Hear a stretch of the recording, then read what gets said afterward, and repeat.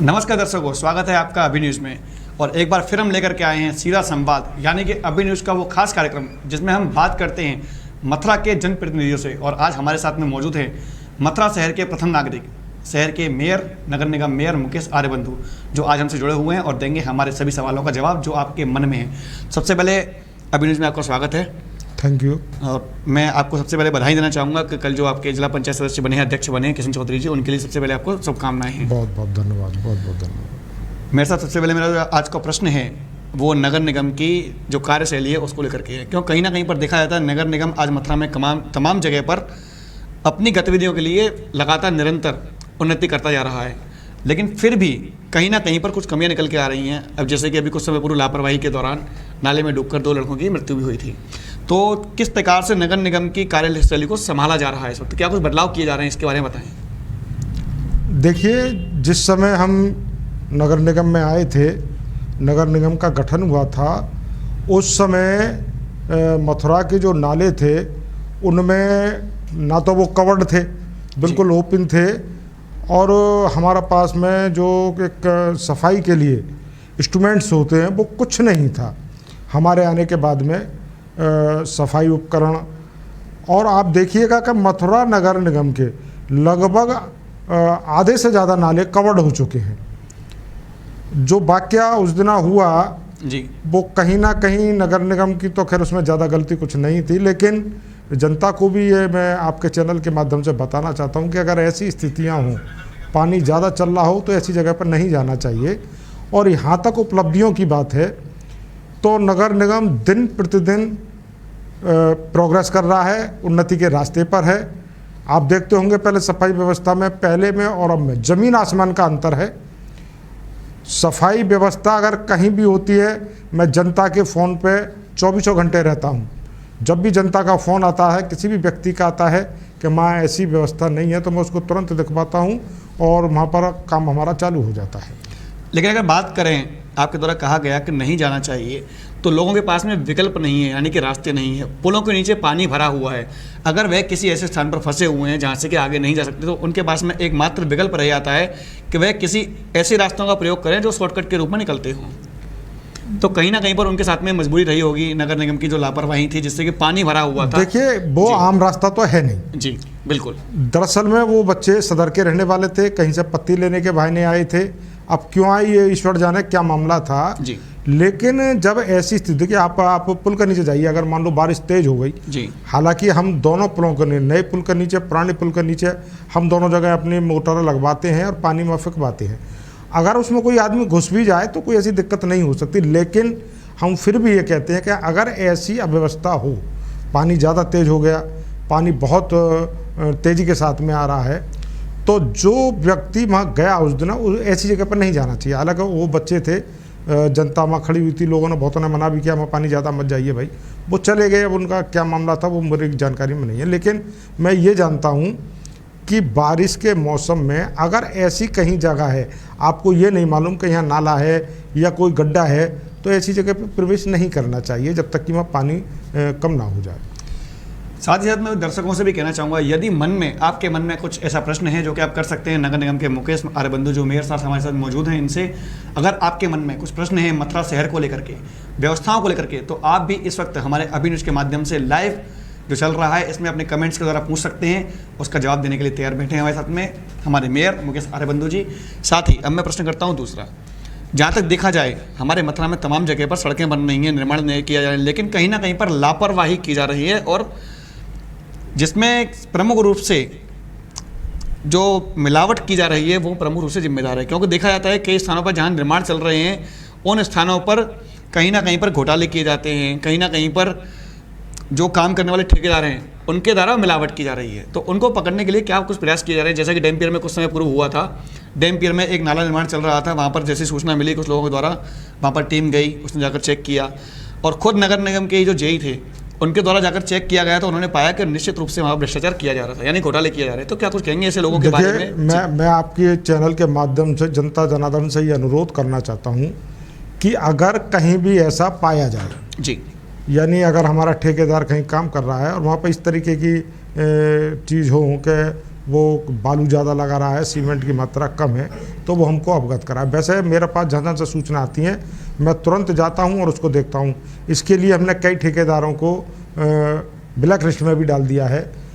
कई लोगों को हमने जो उनका सामान होता है सीमेंट या बदरपुर, उसको टेस्टिंग रिपोर्ट के लिए भी भेज दिया है कि इसमें मात्रा कैसी है। डिगेट पर काम चल रहा था तो हमारे मंत्री जी भी आए थे और हमने उसको तुरंत जो है सामान को भिजवाया था। तो अगर ऐसी अव्यवस्था कहीं पाई जाती है तो हमको सीधी सूचना करें, हम निश्चित उसके लिए कार्रवाई करेंगे।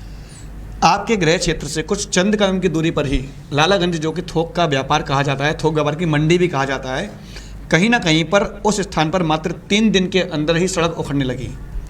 इसके लिए उन लोगों ने शिकायत भी की। शिकायत करने पर टीम भी वहाँ पहुँची और जाकर चेक किया गया, निरीक्षण किया गया, तो उसमें स्पष्ट दिखाई दे रहा था कि जो माल लगाया गया है वह कहीं ना कहीं मिलावट का शिकार हुआ है।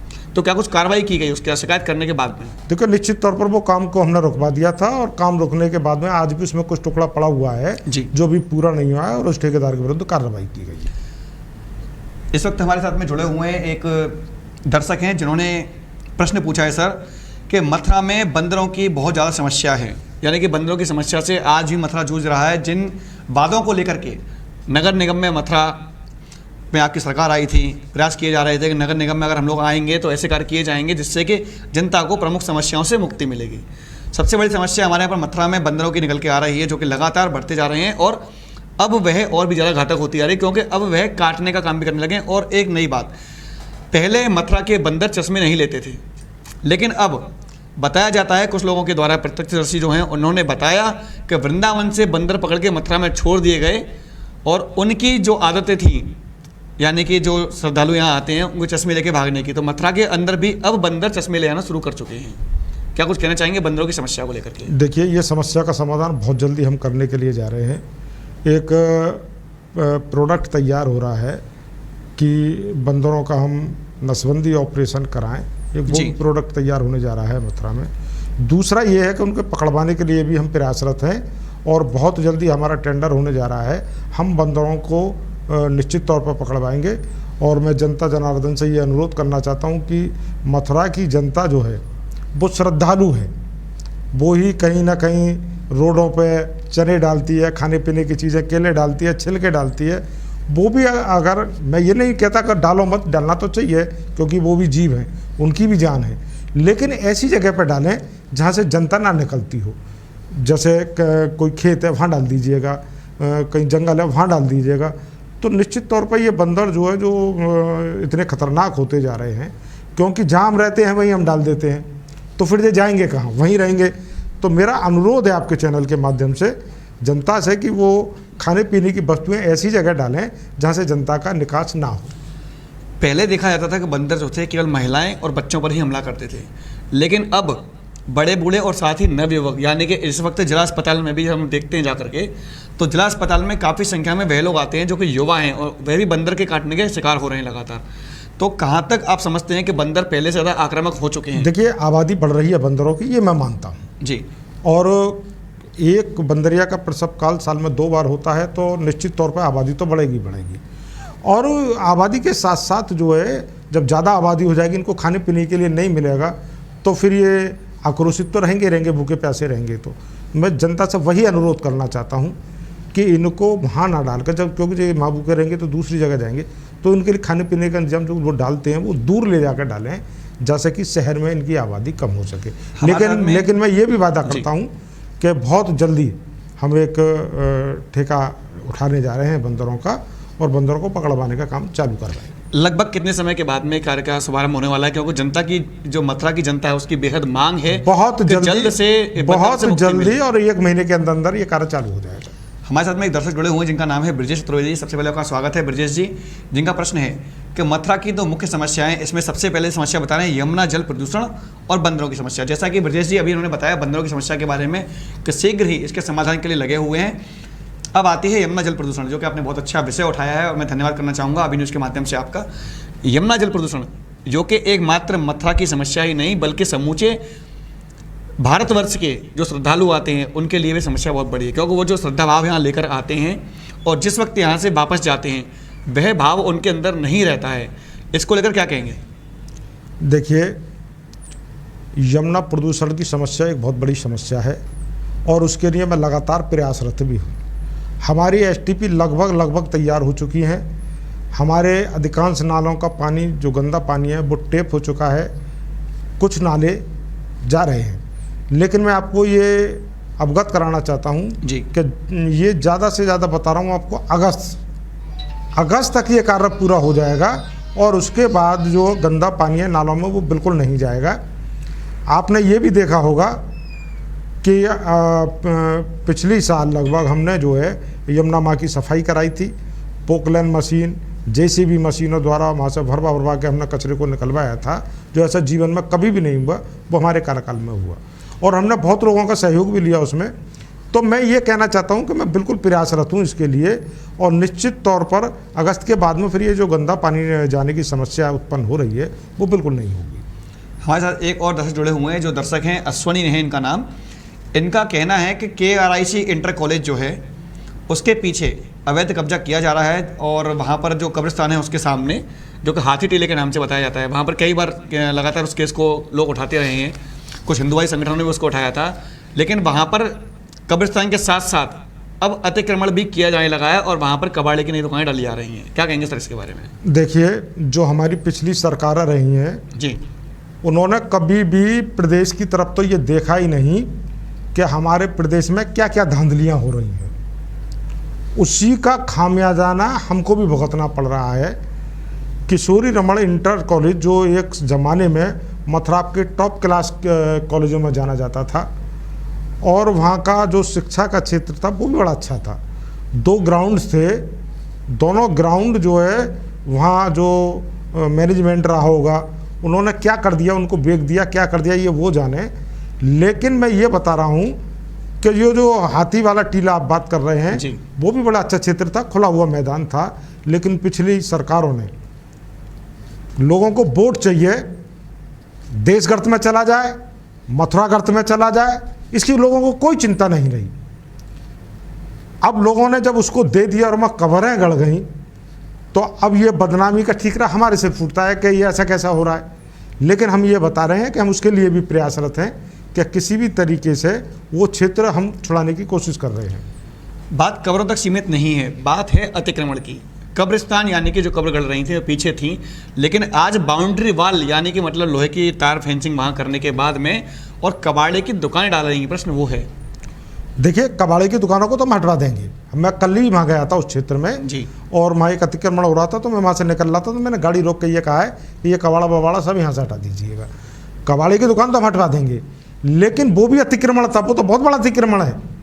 किशोरी रमन की जगह पर जो है, और वहाँ लोगों ने ये भी नहीं सोचा कि वहाँ बच्चे खेलते हैं, खेलने के बहुत सुंदर 2 मैदान थे। मथुरा जिले की क्रीड़ाएँ वहाँ होती थी, फुटबॉल होती थी, क्रिकेट होती थी, लोग उसको बेच कर चले गए। तो आप बताइएगा, जब लोग वहाँ ऐसा कर देते हैं तो फिर उसमें हम क्या कर सकते हैं। लेकिन हम फिर भी प्रयासरत हैं कि किसी न किसी तरीके से उसको हम कब्जे को छुड़ाएंगे। हमारे साथ में एक और दर्शक जुड़े हुए हैं जो कि हैं ग्वाला चतुर्वेदी। सबसे पहले ग्वाला चतुर्वेदी, बहुत बहुत स्वागत है आपका अभी न्यूज़ के लाइव शो में। जिनका प्रश्न है कि जो काम नगर निगम ने गंगा दशहरा के समय पर किया था वह काम नगर निगम रोज क्यों नहीं करता। यानी कि गंगा दशहरा को लेकर के आपकी तारीफ की जा रही है कि नगर निगम ने गंगा दशहरा पर यमुना की सफाई पूर्णतया कर दी थी। यानी कि नीचे जो गंदगी थी, सिल्ट थी, वह तो थी, लेकिन ऊपर से जल और घाट दोनों साफ साफ दिखाई दे रहे थे। तो वह काम रोज क्यों नहीं हो सकता? देखिए, वो काम रोजाना हो रहा है। अगर आप जान के देखें तो हमारी वहाँ पर एक टीम लगी रहती है और सफाई का काम बदस्तूर चलता है। घाटों को हम पर डे साफ कराते हैं, घाट रोजाना साफ होते हैं। एक मानना ये होता है कि जब दशहरा जैसा पर्व होता है तो वह विशेष तौर पर सफाई कराई जाती है। विशेष तौर का मतलब ये है कि दूर दूर के बहुत लोग श्रद्धालु आते हैं जी। वहाँ हम ये भी इंतजाम कराते हैं कि कोई दुर्घटना हो जाए, नावों की व्यवस्था भी कराते हैं। अब ये तो रोज नहीं हो सकती, इसीलिए कहा जा रहा है कि बहुत सुंदर व्यवस्थाएं थी। लेकिन इसके लिए हम प्रयासरत हैं कि यमुना बिल्कुल शुद्ध है, क्योंकि वो मोक्षदायिनी है और यमुना माँ होती है। तो हमारा प्रयास ये है कि यमुना के घाट तो हम पर्दे धुलाई तक कराते हैं, घाटों की सफाई भी कराते हैं और माँ हमारी एक टीम लगी रहती है जो बराबर काम कर रही है। सर, लोगों का प्रश्न एक और है कि सफाई का कार्य 10 बजे के बाद शुरू क्यों किया जाता है यमुना के घाटों पर? क्योंकि यमुना की सफाई का जो कार्य होना चाहिए वो सुबह के समय यानी कि यमुना की आरती के बाद होना चाहिए। श्रद्धालु और जो यहाँ पर दर्शन करने के लिए आते हैं श्रद्धालु और यहाँ के मथुरा के मूल निवासी, जिनकी की आस्था द्वारकाधीश मंदिर और यमुना से जुड़ी हुई है, जो कि सुबह मंगला आरती करने के लिए जाते हैं सुबह 5:30 बजे 5 बजे के आसपास। उस समय पर नाले का सीधा प्रवाह और सारी गंदगी यमुना में प्रवाहित होती है। जब इस समय पर वहाँ मौजूद मैंने कुछ लोगों से बात की तो उनके द्वारा बताया गया कि नगर निगम के जो हमारे कर्मचारी हैं उनकी एक तय समय सीमा है जो कि 10 बजे के बाद में अपने कार्यों को शुरू करते हैं। तो मेरा कहने का तात्पर्य सर आपसे केवल इतना ही है, निवेदन करता हूँ कि यदि 10 बजे के बाद में कार्य शुरू होगा तो जो श्रद्धालु हमारे यहाँ पर आए हुए हैं उनकी जो धार्मिक आस्थाएं हैं कहीं ना कहीं वह प्रभावित होंगी, क्योंकि वह केवल यमुना की आरती करने के लिए यहाँ आते हैं। बाकी मथुरा में और ऐसा कोई यमुना जी, द्वारकाधीश और जन्म स्थान, इसके अलावा और कोई ऐसा क्षेत्र नहीं है जहाँ पर के लोग आते हों। मात्र यमुना जी की आरती और द्वारकाधीश के दर्शन, जब दोनों ही समय पर हमारे यहाँ गंदगी मौजूद मिलती है तो क्या कुछ लेकर जाएंगे? देखिए, अगर कोई व्यक्ति ये कहता है कि सफाई व्यवस्था 10 बजे शुरू की जाती है तो वो निश्चित तौर पर बिल्कुल गलत कहता है जी। मैं ये बता रहा हूँ कि सवेरे 6 बजे से लेकर और सवेरे 10 बजे तक सफाई का कार्य किया जाता है। हमारी एक विशेष टीम सिर्फ इसलिए रात में सफाई करती है कि हमारे यहाँ जो श्रद्धालु आते हैं, द्वारकाधीश दर्शन के लिए आते हैं, यमुना दर्शन के लिए आते हैं, रात में हमारी टीम काम करती है और पूरे बाज़ार को बंद होने के बाद यानी रात को 10 बजे के बाद में पूरे बाज़ार को चमन करके जाती है, जैसे सवेरे आने वाले श्रद्धालुओं को गंदगी ना मिले। एक बात जी। दूसरी बात, अगर वो ये कहते हैं 10 बजे चालू सवेरे से सफाई होती है तो वो गलत कहते हैं। आप एक बात बताइए, सवेरे हमारे यहाँ टीम जो है 6 बजे के जाती है सवेरे और 7 बजे उनकी हाजिरी वाजिरी होने के बाद में वो काम करते हैं क्षेत्र में। तो बताइए कि इतने समय में क्या काम नहीं हो पाता है? काम होता है, बरकरार सफाई कर्मचारी काम करता है। लेकिन वो जो कह रहे हैं, आप एक बात बताइए, पूरा क्षेत्र जुड़ा हुआ है, छोटी छोटी गलियां हैं, आपको मालूम है कुंज गलियां हैं चौबिया पहाड़ी में, छोटी छोटी गलियां हैं, उनका कूड़ा निकल कर एक जगह पे इकट्ठा होता है और इकट्ठा होने के बाद में फिर वहाँ से ट्रैक्टर भरता है और ट्रैक्टर भर के जाता है। तो मैं ये बता रहा हूँ कि अगर वो ऐसा, अच्छा हमने उसमें डिफरेंस भी बहुत कर दिया है। पहले जो सवेरे हमारा ट्रैक्टर लग जाता था, अब वो थोड़ा सा लेट आता है क्योंकि वहाँ जो दर्शनार्थी आते हैं, दर्शन करते हैं, उनको किसी भी प्रकार की परेशानी ना हो, इसीलिए हमने उसको करा है। और क्योंकि सफाई होगी, कूड़ा आएगा तो हम उसको साथ के साथ ट्रैक्टरों के माध्यम से हटवाते भी हैं, तो ऐसा नहीं है। और पहले एक झजरी का प्रश्न था कि ऊपर चौबिया पड़ा टीले पर बचा हुआ है, तेजी से पानी आता था, फोर्सली पानी आता था, मत 2 व्यक्तियों की ड्यूटी रहती है, जो भी कूड़ा आता है उसको तुरंत के तुरंत हटाते हैं और हटाने के बाद में जो है वहाँ पर पानी ना फैले, इसी के लिए वो आदमी तैनात रहता है, साथ के साथ कूड़े को हटाता है और पानी बिल्कुल रोड पर ना फैले, इसलिए हम तैनात रखते हैं। इस वक्त हमारे साथ में एक और दर्शक जुड़े हुए हैं जिनका नाम है अजित कुमार चौहान। अजित कुमार जी, बहुत बहुत स्वागत है आपका अभी न्यूज़ में। जिनका प्रश्न ये है, मेंबर साहब मेरा एक प्रश्न है कि वार्ड नंबर 22 में एक चक रोड है, उसमें जरा सी बारिश में ही 2 से 3 फीट पानी भर जाता है, जिसका कि मेंबर साहब को लिखित में एक एप्लीकेशन के माध्यम से आपको सूचना भी दी गई है। इसमें क्या कुछ कार्रवाई हो सकती है? अभी तक कुछ कार्रवाई नहीं हुई। देखिए, वार्ड नंबर 22 हो या अन्य वार्ड हो, बहुत 51 गांव हमको नए मिले जहां बिल्कुल कच्चा था। अधिकांश जगह हमने रोड बनवा दिए हैं, पानी की लाइनें डलवा दी हैं और जहां कच्चा रह गया है उसको भी कराने के लिए प्रयास होते हैं। अभी फ़िलहाल में हमारे 335 या 325 हमने काम निकाले हुए हैं और हर वार्ड को दिए हैं, तो हम काम तेज़ गति से करा रहे हैं। हो सकता है कोई काम रह गया होगा, तो जो हमारे मान्यवर यहाँ जुड़े हुए हैं, मेरा उनसे ये कहना है कि आप जो है वार्ड नंबर 22 के जो हमारे पार्षद जी हैं उनसे मिलने और उनके माध्यम से वो काम हम तक पहुँचा दें, हम उसको कराएंगे। तो देखिए अजीत जी, जैसा कि आपके द्वारा प्रश्न उठाया गया था, उनका समस्या का समाधान भी उन्होंने बताया कि अगर आपके वार्ड में जो पार्षद हैं उनसे मिलें और पार्षद से बात करके अपनी समस्या उनको बता करके सीधा अपने पार्षद जी के क्षमा चाहूँगा, मेयर साहब के पास भेजें, इनके द्वारा उचित कार्रवाई करके समस्या का समाधान जल्द ही कर दिया जाएगा। इसी के साथ में एक और दर्शक जुड़े हुए हैं जिनका के नाम है संजय हरियाणा, यानी कि संजय घनश्याम जी हरियाणा, जिनका प्रश्न है कि यमुना को जीवित नदी माना गया है और जीवित नदी में नाले के रूप में गंदा पानी सीधा जा रहा है, जिसको रोकने का प्रयास नगर निगम ने अभी तक नहीं किया, यानी कि 4 साल बीतने के बाद तक नहीं कर पाए। जीवित नदी को मारने में आप सहभागी हैं और इसमें एनजीटी के आदेशों का भी उल्लंघन हो रहा है, तो क्यों ना इसका उत्तरदायी नगर निगम को माना जाए। हरियाणा जी, सबसे पहले तो आप भारतीय जनता पार्टी के कार्यकर्ता हैं, मैं बहुत बहुत बधाई देता हूं, आपके प्रश्न के लिए भी बधाई देता हूं। दूसरी बात यह है कि आप कह रहे हैं कि यमुना नदी जीवित नदी है। यमुना नदी जीवित नहीं है, नदियाँ जितनी होती हैं सब जीवित होती हैं। क्योंकि वो हमको जीवन देती हैं, जीवनदायिनी है।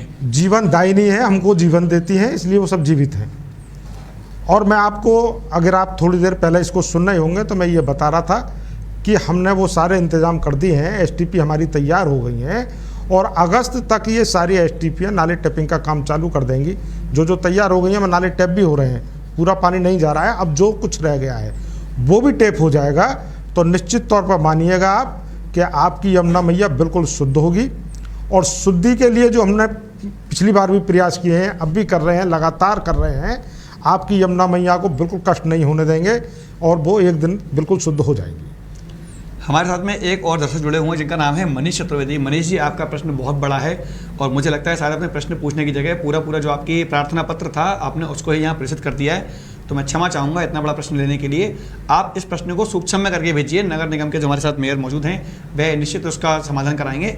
आप इस प्रश्न को छोटा करके भेजिए, मैं क्षमा चाहूँगा आपसे, क्योंकि आपने जो यहाँ पर प्रेषित किया है, कमेंट्स में लिखा है, वो पूरा का पूरा आपने प्रार्थना पत्र ही यहाँ डाल दिया है। तो हम लोग चलते हैं अगले प्रश्न की ओर, जो कि किया है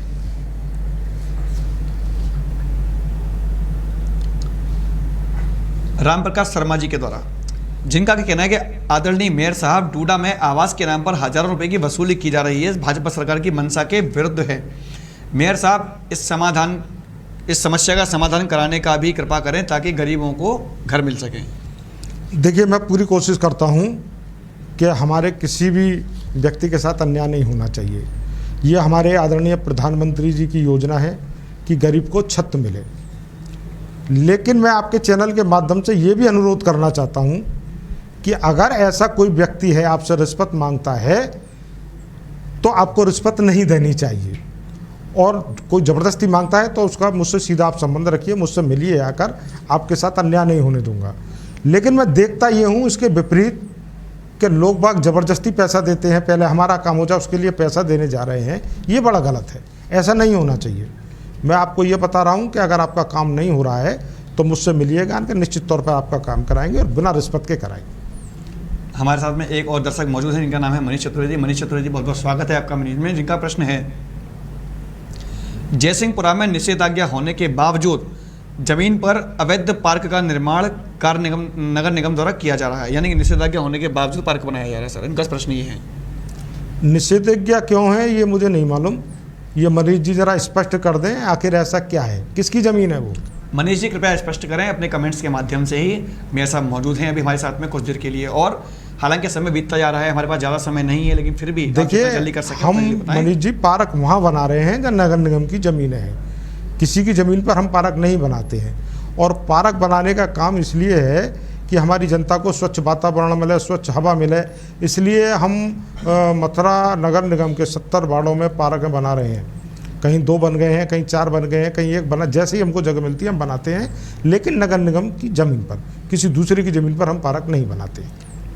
मेरे साथ हमारे साथ में एक और दर्शक जुड़े हुए हैं जिनका नाम है दीक्षा चतुर्वेदी। दीक्षा जी, बहुत बहुत स्वागत है आपका न्यूज़ के शो में, जिसका नाम है सीधा संवाद, यानी कि संवाद उन लोगों से जो हमारे जनप्रतिनिधि हैं, जो आपके सवालों का जवाब देने के लिए तैयार बैठे हुए हैं और आपकी हर समस्या का समाधान करने के लिए हैं। तो दीक्षा के सवाल उठाते हैं। दीक्षा जी का सवाल है कि गलियों में बहुत दिक्कत है बंदरों की और नालियों की, यानी कि टूटी हुई नालियाँ इस वक्त जो है कहीं ना कहीं पर समूचे मथुरा को परेशान कर रही हैं, जिसमें नालियों का पानी अंदर घरों में जा रहा है और घर लगातार मकान फटते जा रहे हैं और गिरासू हो रहे हैं। तो इसको लेकर सर का प्रश्न है कि नालियों के लिए क्या कुछ किया जा रहा है नगर निगम की ओर से? दीक्षा जी, आप कौन से वार्ड में रहती हैं?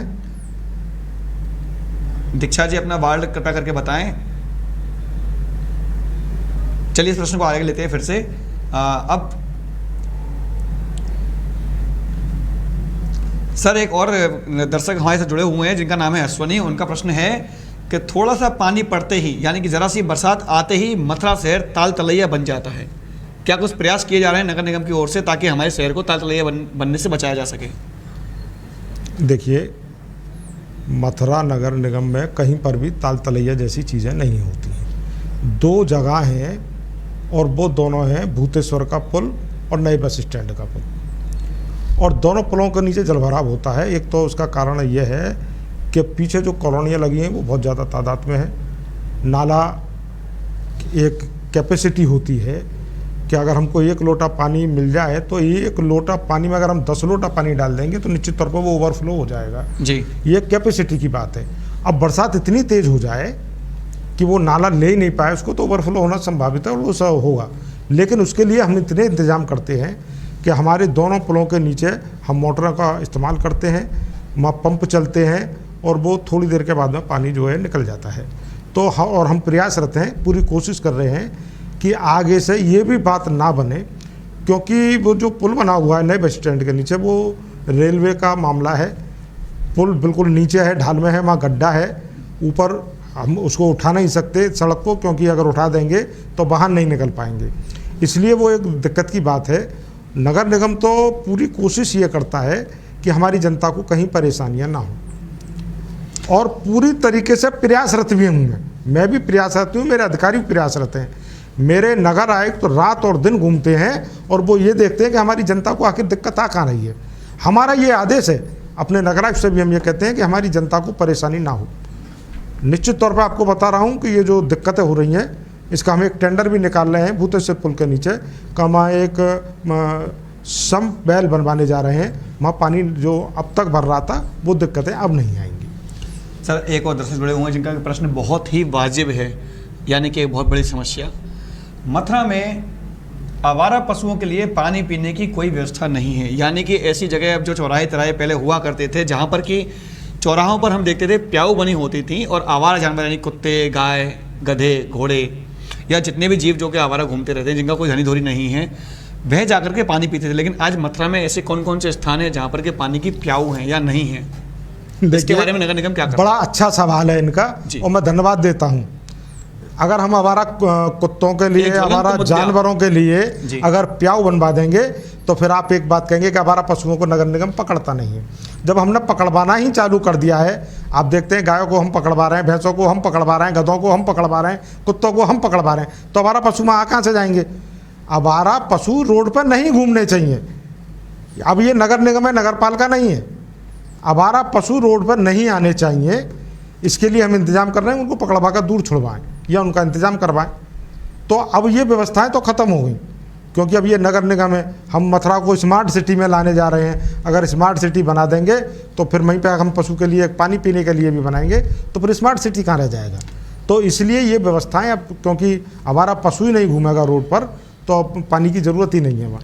तो आप ये मानिए कि मथुरा आपका बहुत अच्छा होने जा रहा है, सुंदर होने जा रहा है।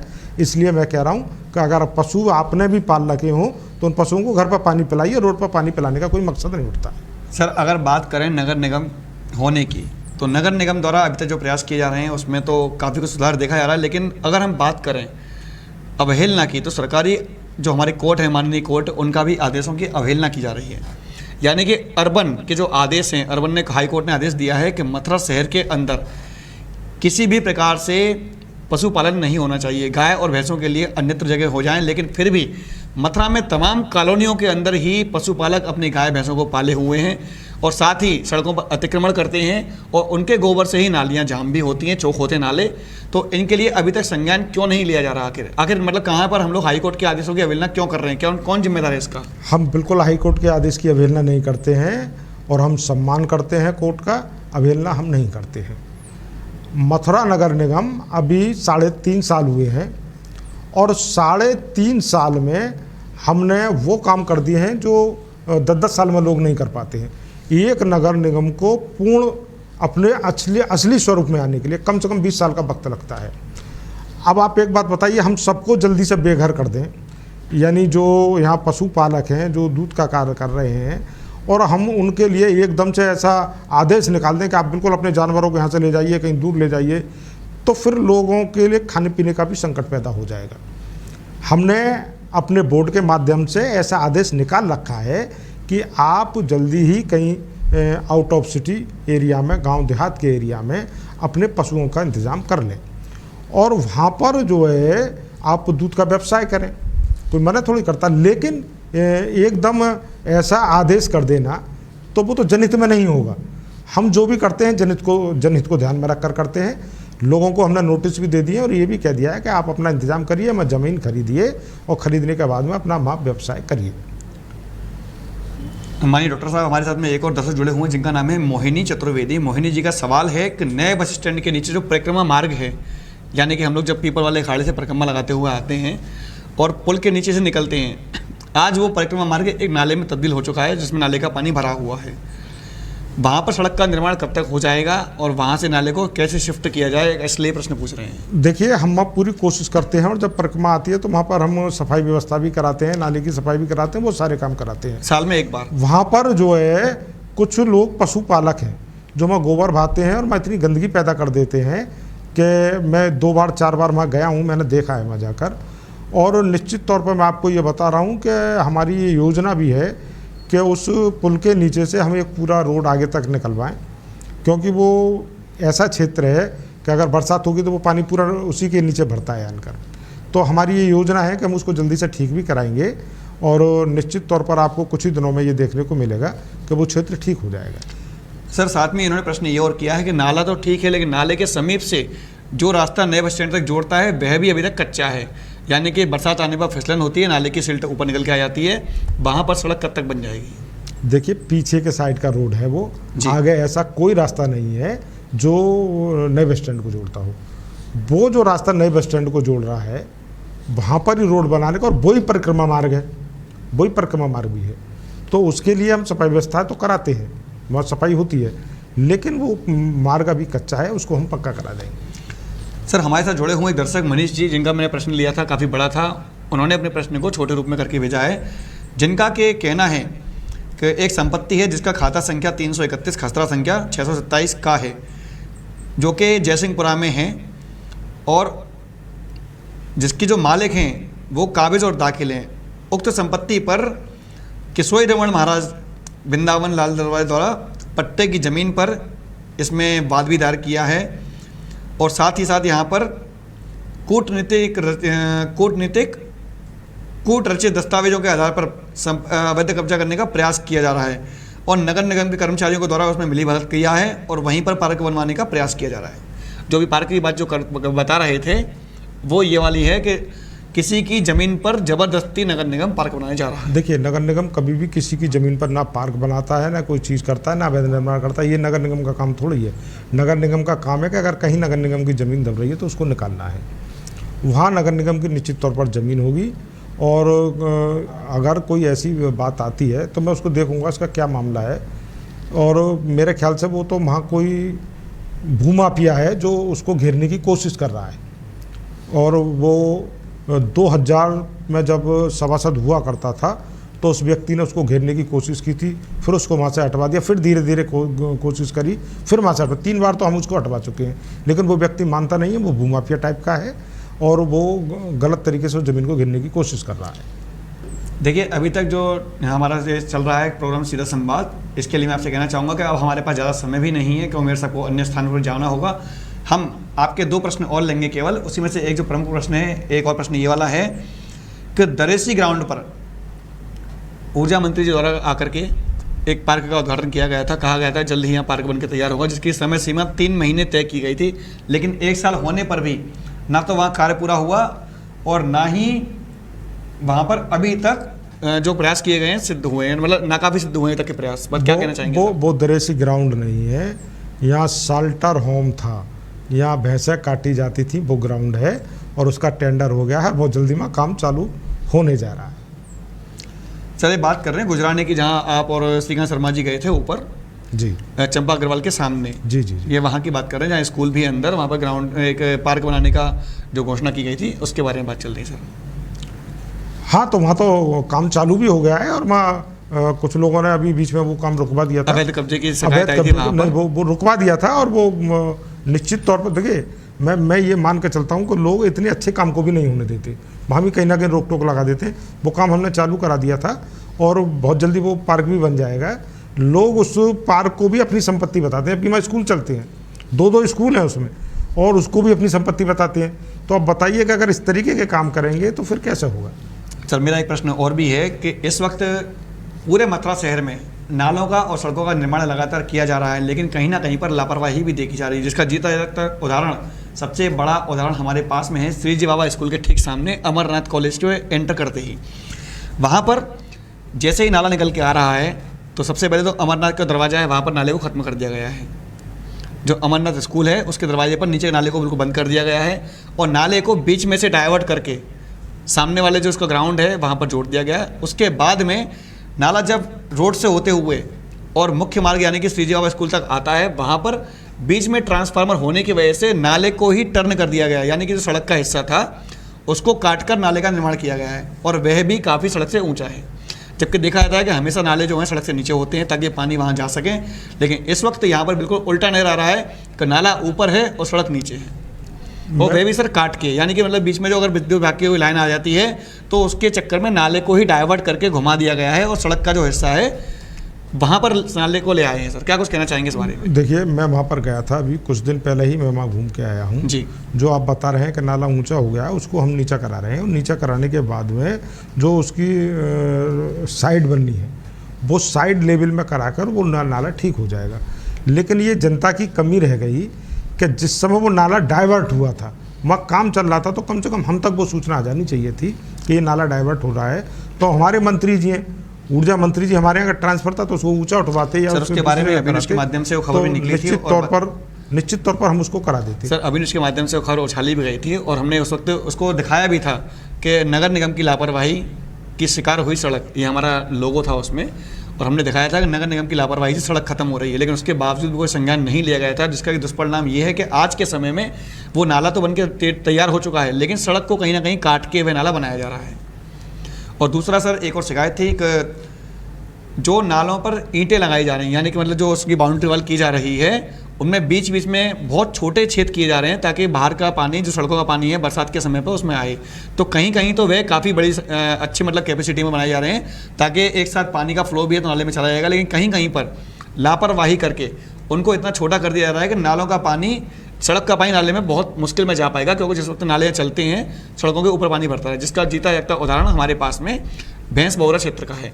भैंस बहुरा क्षेत्र में जिस वक्त पानी भरता है बरसात का, तो नाले पता ही नहीं चलता है कहाँ पर नाला है और कहाँ पर सड़क है। और इस वक्त बाउंड्री वॉल करवाई जा रही है जो कि काफ़ी छोटी है, मात्र 1 से 1.5 फुट की है, जबकि पानी ही वहाँ कम से कम 3-3 फुट बढ़ जाता है। देखिए, अगर ऐसी लापरवाही हो रही है तो निश्चित तौर पर मैं उसका संज्ञान लूँगा, उसको देखूंगा कि ऐसा क्यों हो रहा है, और यहाँ तक नाले की ऊंचाई की बात है बाउंड्री वॉल की, तो उसको और ऊँचा करा देंगे। तो दर्शकों, हमारे साथ में जुड़े हुए हैं अभी तक हमारे मथुरा के प्रथम नागरिक मुकेश आर्यबंधु जी, हमारे मथुरा नगर निगम के मेयर, और इसी के साथ अब मैं इस प्रोग्राम को यहीं पर विराम देना चाहूँगा। बहुत बहुत धन्यवाद करना चाहूँगा इनका कि इन्होंने अपने बहुमूल्य समय में से हमें कुछ समय आकर के यहाँ पर दिया, इसके लिए हम उनसे बहुत बहुत धन्यवाद है सर आपका। और फिर निवेदन करते हैं कि आप कम से कम महीने में एक बार आकर जनता की समस्याओं को अभी न्यूज़ के माध्यम से सुने और इसी प्रकार से उनको उनकी समस्याओं का समाधान भी बताएं। फिलहाल के लिए इतना ही, अब मैं इस प्रोग्राम को यहीं पर विराम दूंगा। जुड़े रहिए अभी न्यूज़ के साथ। धन्यवाद।